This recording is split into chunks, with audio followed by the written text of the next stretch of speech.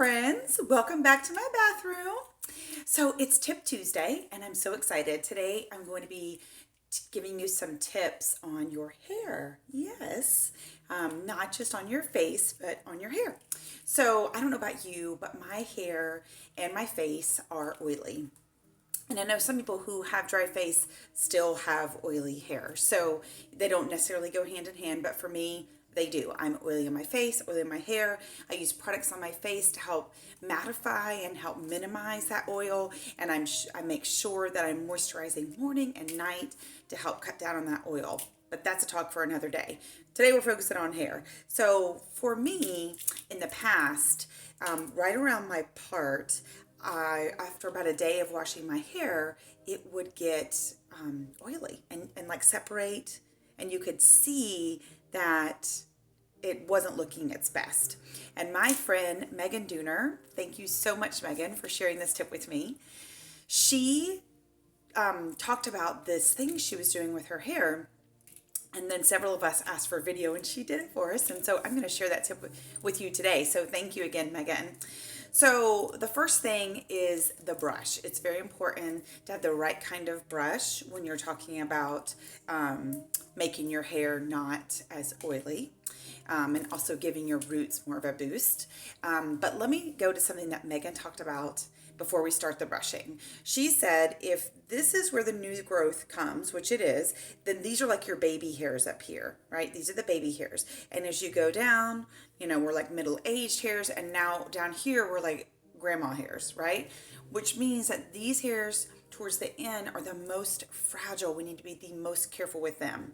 So when you're going to brush your hair, you always want to start and work your way up to the root.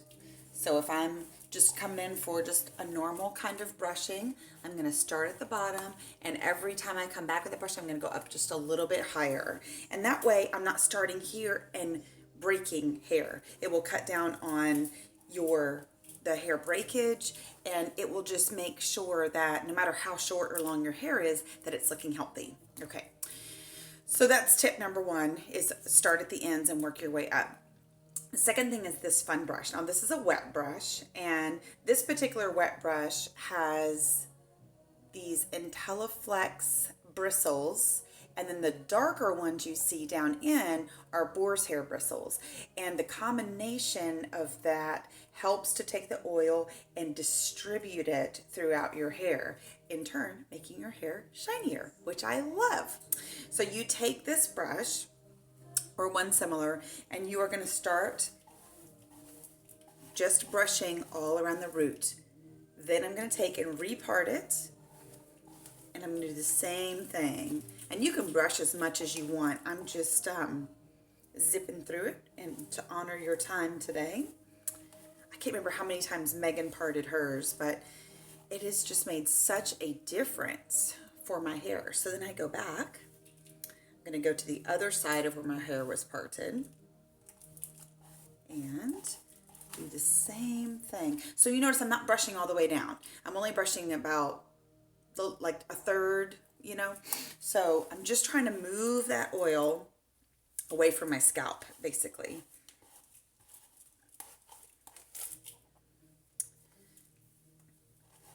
And it really does make such a difference. And I have very straight hair, as you can tell. It makes such a difference in the amount of body that I have using that to brush my hair. So once I do the front side, then I will come back here around the back and do the same type thing. And I'll even flip my hair over. I would normally spend a little more time on the back, but and to honor your time, I'm going to not do the whole thing, but can you just tell the difference, especially for my root section? Just so much more body, so much more body.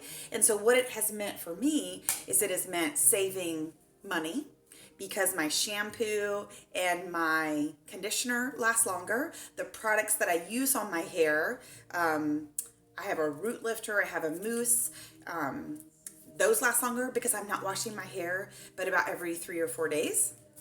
Of course, I use dry shampoo like a beast, so but But still, without that dry shampoo, without the brushing, the dry shampoo even weights my hair down because I have no curl in my hair. So it literally just, ugh. So I have to work hard to get that kind of body. So that's why this brushing technique has been huge for me, because it helps the oil to go away, but it also gives me a little extra body, which I love. Now, one tip for really taking care of your ends, and this is something I started doing a few years ago.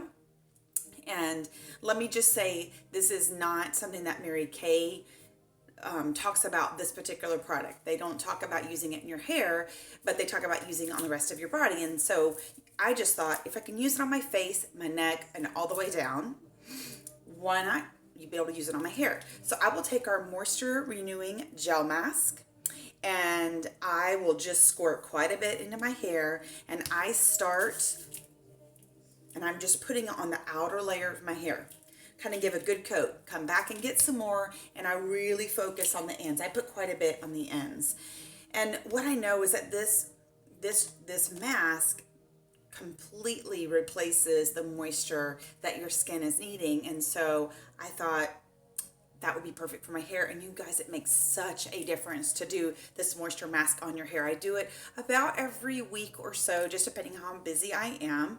But I usually will put it all over my hair and, just like put it up with like a clip, just so that it's up and out of the way, so I'm not getting mask everywhere. And usually I can go and do things, but usually I'll just pop it right into my tub and relax while that moisture mask is soaking into my hair.